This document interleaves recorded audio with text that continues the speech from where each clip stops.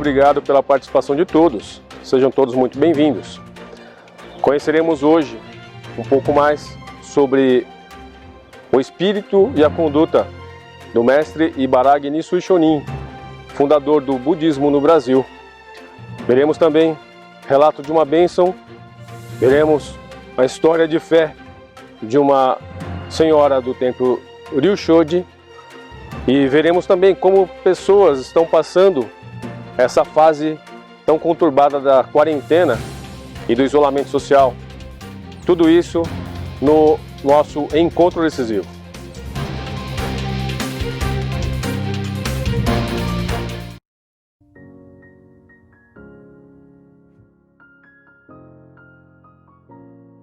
O mestre Ibaragi passou por diversos obstáculos e sofrimentos, mas venceu todos eles com a ajuda da prática da fé e compartilhou dessa fé com inúmeras pessoas. E nos momentos que não sabia mais o que fazer, se agarrou ainda mais ao Dharma sagrado. Temos um exemplo vindo de uma fiel de Mogi das Cruzes, a senhora Misako Ishikawa, que por muitos anos foi diretora de expansão desse templo e assumiu também diversos outros cargos, passando por todos eles com muita determinação. E apesar da sua idade, ainda hoje é exemplo para muita gente.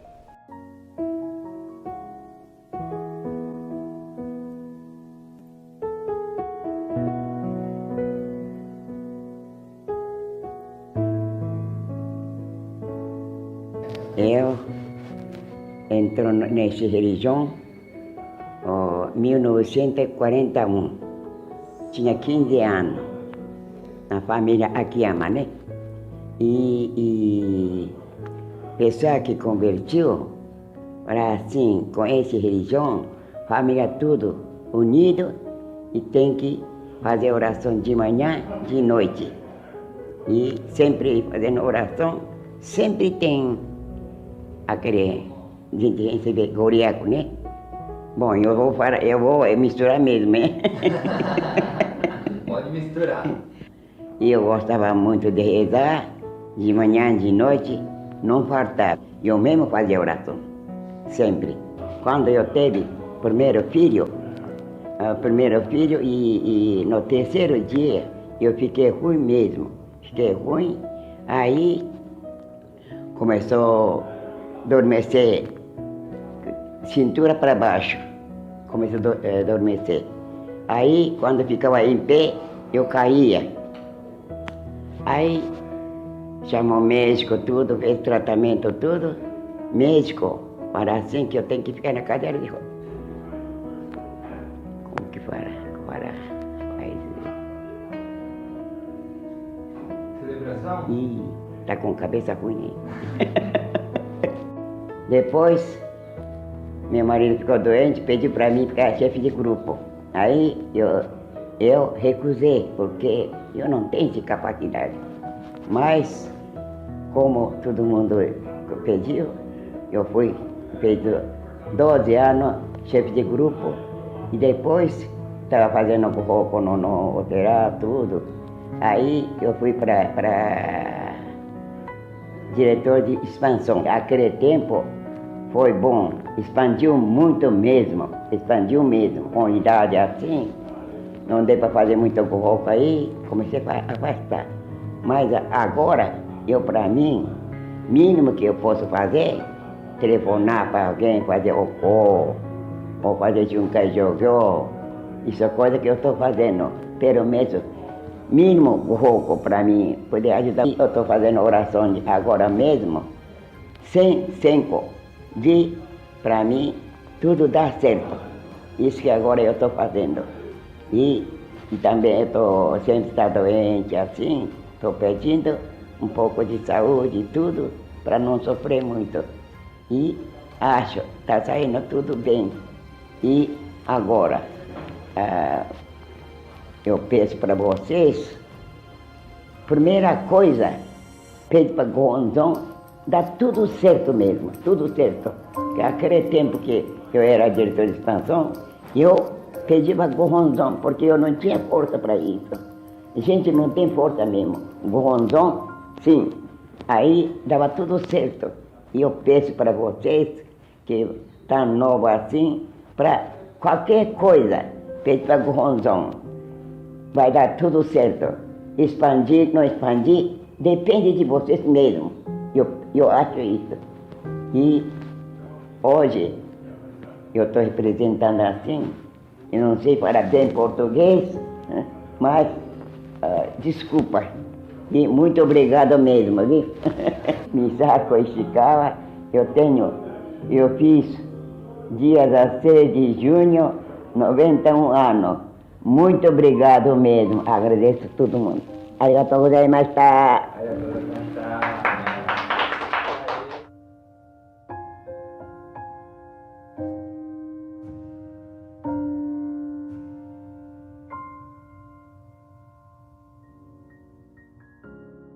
E com essas simples e sinceras palavras, a senhora Misako Ishikawa pôde fazer parte da bênção recebida por uma fiel aqui do Templo Nikkyoji, a fiel Marina Tagawa, que ao ver esse mesmo relato no YouTube, se motivou a praticar ainda mais a fé, recebendo uma enorme bênção que deixou tanto ela quanto os médicos muito impressionados. Vamos acompanhar? Meu nome é Marina Chiemi Kageyama Tagawa e eu sou do Templo Nikkyoji. Na verdade, recebi 2 bênçãos, uma para cada filha. A primeira foi para minha primeira filha, para Isalie, que eu engravidei e no primeiro exame de ultrassom, acho que devia ter uns 3 meses de gravidez, de gestação, é um morfológico que ele mede, tira várias medidas do bebê. E tem uma medida que é muito importante, que é a translucência nucal, que o dela deu muito modificado. E já lá no exame, o médico já sentou para conversar comigo e falou: você tem que ir direto agora conversar com o seu médico por causa dessa medida. Na verdade, assim, na minha idade, na época, a chance do nenê ter alguma síndrome era de 1 para 400. Com aquela medida que ela tinha, a chance dela mudou de 3 para 10. Então tinha aumentado muito, muito assim, muito. E daí de lá ele falou: imediatamente você vai conversar com seu médico, ele provavelmente vai pedir um outro exame que a gente coleta as células do nenê. E aí você já me liga que eu tento te encaixar na hora, você não precisa nem marcar. E por ele ter tido todo esse cuidado comigo, eu percebi que era alguma coisa grave. De lá eu já saí, fui realmente conversar com o meu médico, eu liguei pra ele, expliquei a medida que tinha dado, ele falou: não, vem agora conversar comigo. Daí eu fui lá, e daí ele realmente me explicou que essa medida indicava que a chance era muito grande do bebê ter alguma síndrome. E podia ser qualquer síndrome.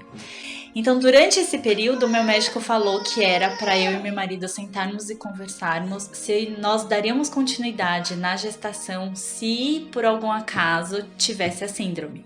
E aí, eu saí de lá, fui realmente fazer esse outro exame e eles coletam tudo, só que ele realmente demora muito tempo para sair, acho que demora uns 20 dias. Durante esse período, a gente rezou muito, demora uma eternidade, foi muito difícil. Mas assim, você reza. Você reza e só. Você não consegue. Foi um tempo assim que eu fiquei muito isolada, porque eu não conseguia nem contar para as pessoas. Acho que poucas pessoas sabem, na verdade, de tudo isso que aconteceu. E aí, quando deu o mapeamento normal, a gente foi conversar com o meu médico e daí ele falou: olha, o mapeamento deu normal. Não é 100% de certeza que o nenê vai ser normal. Porém, eu não tenho nenhum argumento para te falar que você deve interromper essa gestação. O mapeamento está normal, então, na minha opinião, você tem que seguir com a gestação. E quando nascer a gente vai saber. Ele falou, mas não tem por que agora você interromper. Você tem que seguir com a gestação. Mas não é 100% de certeza que o neném vai ser normal. Foi a primeira vez que eu fiz um cartãozinho que eu coloquei aquele pra gestação, né? Boa gestação e parto tranquilo. Exatamente. Sim. Aí eu fiz a primeira vez esse cartãozinho e eu fui lá toda semana rezar. Eu lembro até que O Kussan tinha falado assim, nossa, normalmente as mulheres vêm rezar pra engravidar e depois não vêm mais. A Marina vem grávida. Mas é porque realmente assim, a gente rezou a gestação inteira até ela nascer. E aí depois que ela nasceu, aí fizeram todos os exames e falaram, olha, ela é normal. A gente rezou os 9 meses, assim, com muita fé, porque nem o meu médico, ele falava assim, eu não posso te dar certeza de que ela é normal. Eu só vou saber a hora que ela nascer. Você fica numa ansiedade e nada te conforta. Assim, as pessoas também, coitadas, nem podem te falar, nada daquilo que elas vão te falar vão te confortar. E é difícil, porque você também triste, ficar preocupada, ficar ao lado das pessoas, parece que você tá gerando mais angústia, né?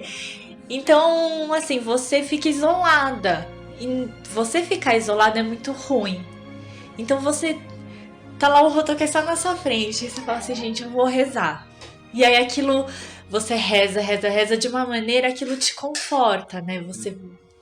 Você tá fazendo alguma coisa, né? E assim, no Dali realmente assim, a gente rezou muito. Que era a única coisa que, assim, é o que a minha Bachan falava, né? Minha Bachan falou assim, eu não posso te dar nada. Eu não tenho mais, né? Eu não posso te dar dinheiro, não posso te dar casa, não posso te dar nada. A única coisa que eu posso te dar é rezar por você ser feliz. Sua Bachan falava isso? Minha Bachan falava isso. Quando eu era solteira, ela falou assim, Marina, e eu reza pra você ser feliz, encontrar homem bom, casar, ter família. Tanto que assim, eu falava que eu gostaria que a minha Bachan conhecesse pelo menos uma filha minha. E pelo menos uma ela conheceu. A mais velha. A mais velha. Então, assim, no Dali realmente a gente rezou muito e deu tudo certo. Eu acho que assim, a fé de todo mundo fortaleceu muito por causa disso. Por isso que eu acho que é muito importante assim, a gente ter a fé. Porque nesses momentos é onde a gente consegue ter força, ter um conforto.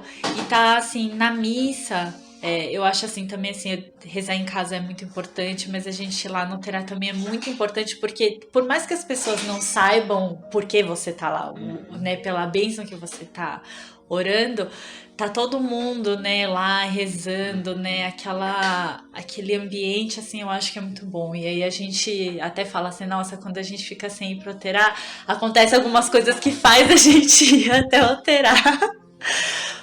Tem que ir, né? Então, assim, a gente fala assim, ai, tá vendo? A gente acha que tava um pouco distante, aconteceu isso, e daí a gente voltou aí, começamos aí toda semana. Então, assim, eu acho que isso tudo também são bênçãos, né? Que a gente acaba recebendo, né? Da mais nova, a gestação foi tranquila, deu tudo certo, até chegar no 9º mês. Na verdade, eu fui fazer os exames de rotina pro parto. E aí deu que eu tive uma infecção durante a gestação. O que acontece? No último trimestre, essa infecção é uma infecção muito grave pro nenê. Porque ele pode ter se ele for infectado, ele pode desenvolver muitos problemas. Ai, meu Deus. Mais uma luta. E aí, até meu marido fala, com você não tem gestação fácil. Não dá pra gente saber se ele foi infectado ou não. Porém, é quase 100% de certeza que ele foi nesta fase. Quando é no início, a chance é menor, só que se ele for infectado, quase que provavelmente o neném nem chega a se desenvolver, ele acaba não desenvolvendo, se é no início, né? Porque ele acaba sendo infectado por uma doença muito grave, então ele acaba não resistindo. E conforme vai crescendo, a chance é maior dele ser infectado, porém não tem já esse risco de morte, por exemplo. Nessa vez, na verdade, eu acho que eu fiquei muito mais preocupada e angustiada do que da outra vez, porque a gama de coisas que poderiam acontecer assim, eram muito maiores e a chance era muito grande dela ser infectada. Ela passou por uma bateria de exames, só que o que acontece? Como a infecção é muito, muito grave para o nenê, ela já inicia um tratamento sem ter certeza que ela foi infectada. Para já prevenir, caso ela tenha sido, ela já tem que tomar antibiótico, uns 3 remédios para já tentar conter a infecção, mesmo sem ter certeza que ela foi infectada. E aí quando ela nasceu, ela já fez um exame de audição, visão, coleta de líquor, um monte de exame de sangue, para saber se ela foi infectada ou não.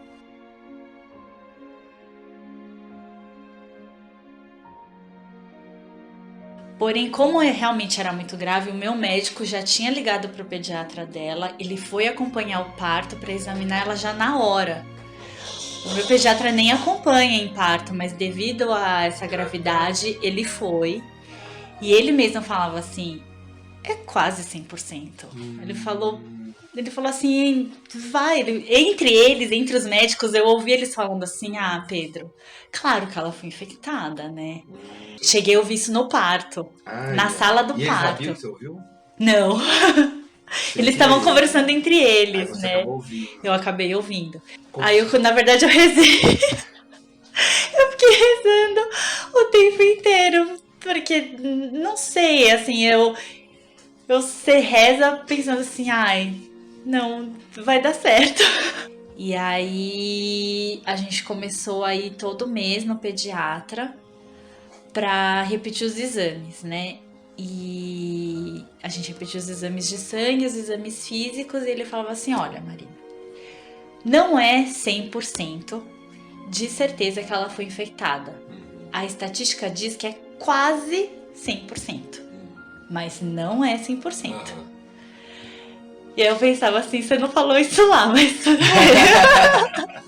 Agora! E a gente foi repetindo o exame de sangue, só um dos índices tinha dado positivo, que ele fala assim, provavelmente veio do sangue da mãe.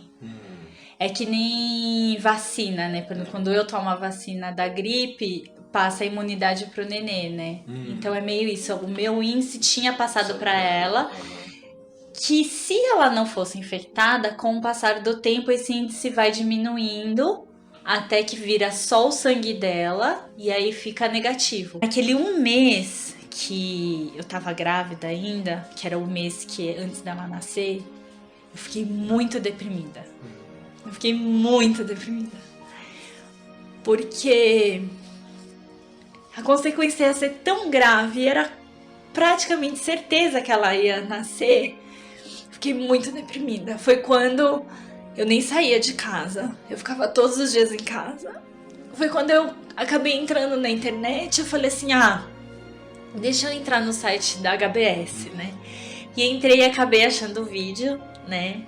E acabei assistindo. E foi quando a mensagem dela, apesar das nossas histórias não terem muito a ver, só de ouvir ela ficar falando, reza que vai dar certo tudo no final. O importante é rezar. Então assim, eu realmente rezava de manhã, tarde e noite, de manhã, tarde e noite, de manhã, tarde e noite. E acabou tendo também um culto grande, né, nesse período em que eu fui, e o Saito Doshi, no discurso religioso dele, ele falou que na nossa religião a gente não acredita em milagre, nós acreditamos em bênção. Que o milagre acontece do nada e a bênção acontece através do nosso esforço, através das nossas orações. Então, pra gente ter uma bênção, a gente tem que rezar. E aí, realmente, assim, eu fiquei com aquilo na cabeça, eu falei, não, eu vou então me esforçar muito, porque eu sei que a minha chance é muito pequena, mas talvez se realmente eu me esforçar e rezar muito, talvez eu consiga essa bênção. E foi quando realmente eu rezei dia, tarde e noite, assim, eu não parava, eu rezei muito mesmo, rezei sem parar, eu tava muito, muito deprimida. E não era nem assim pra eu me sentir melhor. Eu nem pensava num conforto. A única coisa que eu queria, que eu pedia, era a bênção pela minha filha. Porque eu não queria que ela sofresse. Não era por mim, era por ela. Eu tava rezando por ela, pra ela poder nascer e ter uma vida boa por ela, assim, né? Já que ela estava vindo ao mundo, para que ela tivesse isso, né? Então, realmente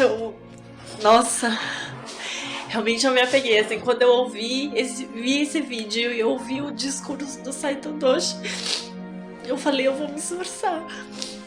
Eu realmente falei assim, se é o que eu posso fazer, se a bênção depende da minha reza, então realmente eu vou rezar.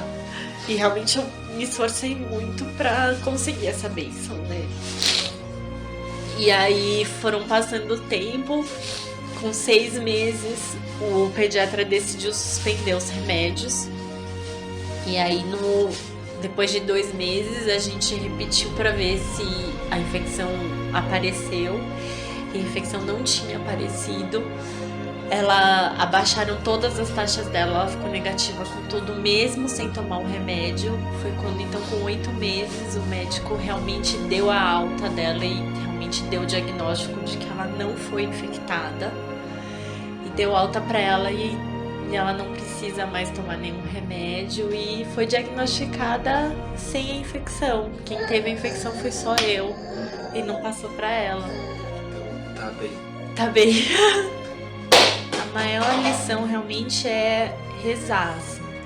Os estudantes querem passar no vestibular, faz o cartãozinho da prece e coloca aqui e acha que já vai passar no vestibular, né? Ele fala, mas não é assim, tem que rezar, mas também tem que estudar, né? Então, eu acho que é bem isso, assim, a gente acha que o rezar não traz nada, assim, né? Ou se de repente, eu preciso de um milagre. Não é por aí. Realmente a gente busca a bênção, mas a bênção vem através da nossa reza. Se a gente não rezar, a gente não se fortalece. Para quem a gente reza também não se fortalece e a bênção realmente não vem. Mas ela vem. Se você realmente rezar, tem que rezar. Rezar bastante, mas ela vem. É difícil, assim, às vezes a gente tá com um sentimento tão triste assim dentro da gente que parece muito difícil. Não é fácil. Às vezes você achar que vai dar certo. Às vezes a gente não acha. Mesmo a gente achando que não é possível, você tem que pelo menos criar um pouquinho de força para rezar. Que pelo menos isso vai te ajudar. Parece que não, mas no final vai te ajudar. Você nem percebe, né? Mas no final vai te ajudar.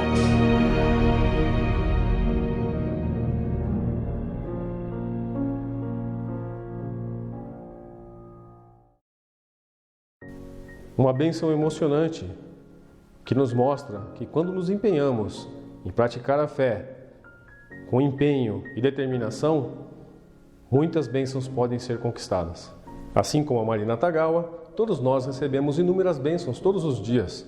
E no budismo aprendemos que agradecer é simplesmente transformar essa gratidão em ação.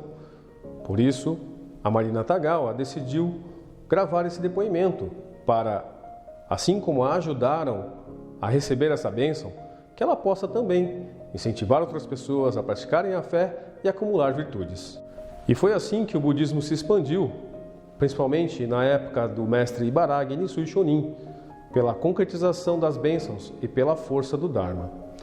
Por isso, decidimos perguntar, nessa fase de quarentena, como alguns fiéis estão passando essa fase difícil e como estão ajudando outras pessoas a suportarem com serenidade essa situação.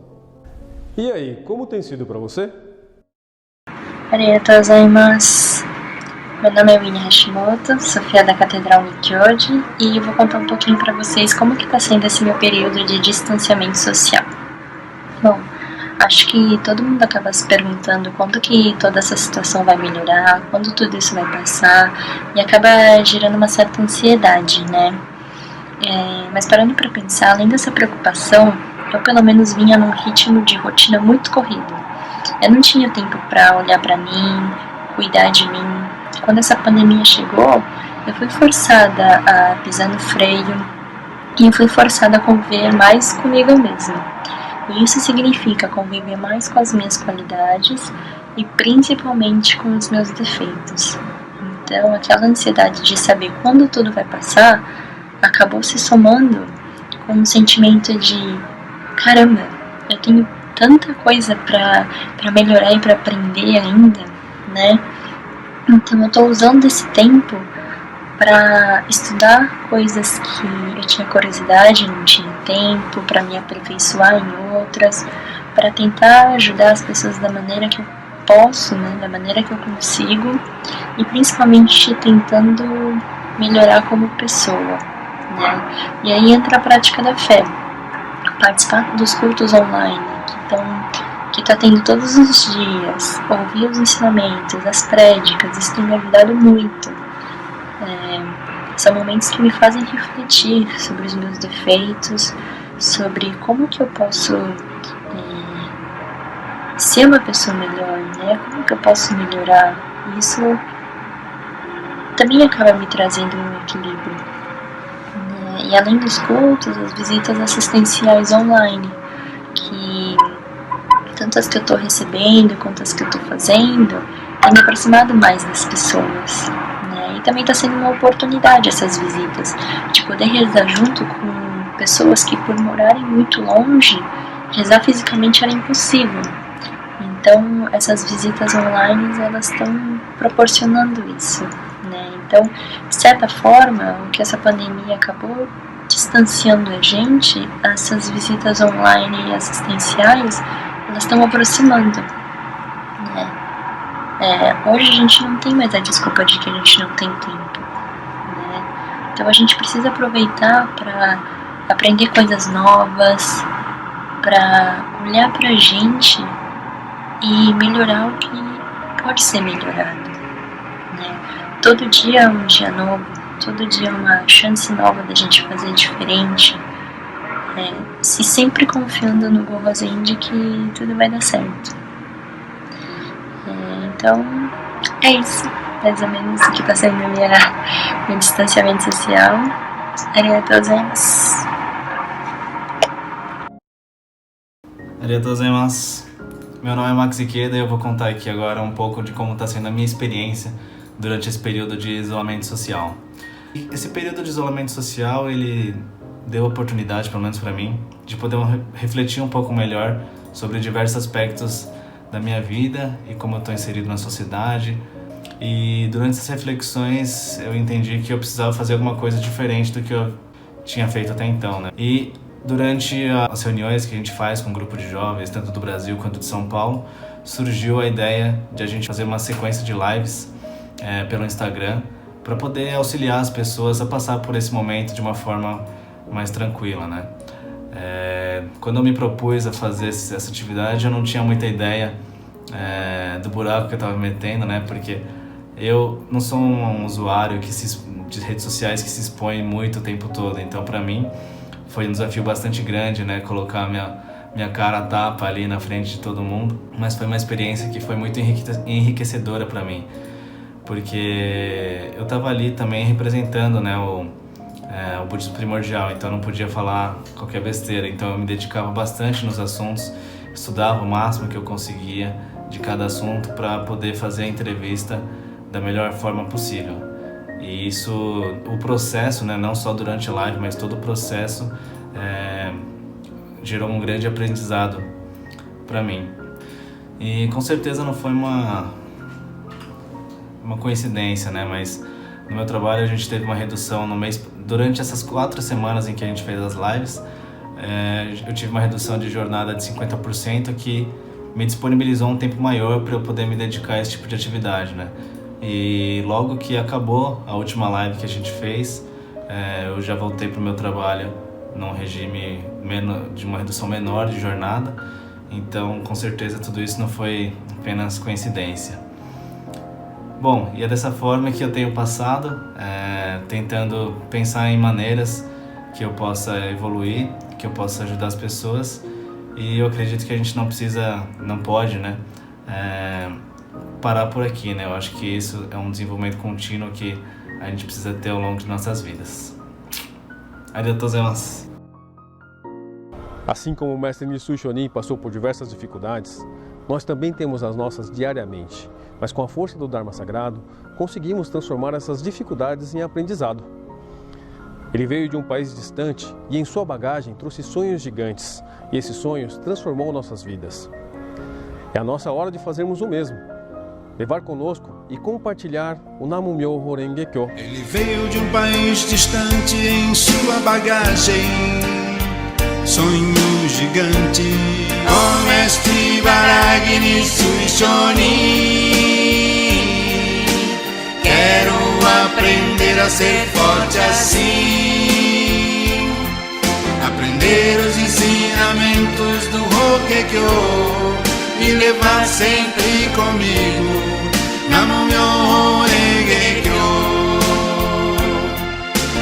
Ó mestre Baragi Nisui Shonin, quero aprender a ser forte assim, aprender os ensinamentos do Rokekyo e levar sempre comigo Namu-myoho